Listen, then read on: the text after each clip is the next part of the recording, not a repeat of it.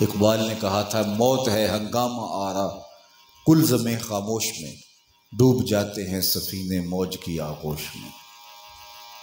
یہاں نہ بوڑھا نہ جوان، کوئی امتیاز نہیں ہے۔ دنیا پر آنے کی ترتیب موجود ہے کہ پہلے دادا آتا ہے، پھر باپ آتا ہے، پھر بیٹا آتا ہے، لیکن جانے کی یہ ترتیب لازم نہیں ہے۔ بسا اوقات ایسا ہوتا ہے جس طرح کہ آپ نے پرسوں دیکھا کہ باپ کو جوان بیٹے کی میت کو کندھا دینا پڑ جاتا ہے، تو یہ لمحوں سے بھی گزرنا پڑتا ہے۔ تو یہ کوئی ترتیب نہیں ہے کہ واپسی بھی ایسے ہی ہوگی۔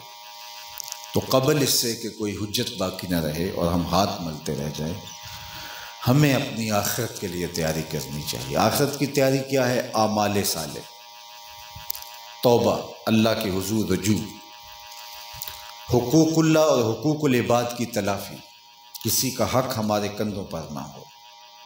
جب اعلان کیا جا رہا ہو کہ اس شخص نے اگر کسی کا دل دکھایا ہے تو معاف کر دے، تو ہر شخص آگے سے یہ بول رہا ہو کہ اس نے تو محبتیں ہی بانٹی تھیں، اس نے تو پیار ہی دیا تھا۔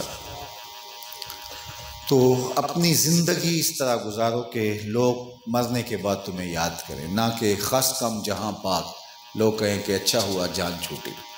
کچھ لوگ ایسے ہوتے ہیں کہ انہوں نے لوگوں کی ناک میں دم کیا ہوتا ہے، اور جب وہ مرتے ہیں لوگ شکر کے کلمے پڑھتے ہیں، لیکن وہ لوگ جن کے جانے سے لوگ کمی محسوس کرتے ہیں، جن کے جانے سے ماں باپ تو دکھی ہوتے ہی ہوتے ہیں، بہن بھائیوں کا کلیجہ تو پھٹتا ہی پھٹتا ہے، محلے دار گلیاں بھی اداس ہو جاتی ہیں کہ یہ شخص رحمت اور راحت کا ذریعہ تھا۔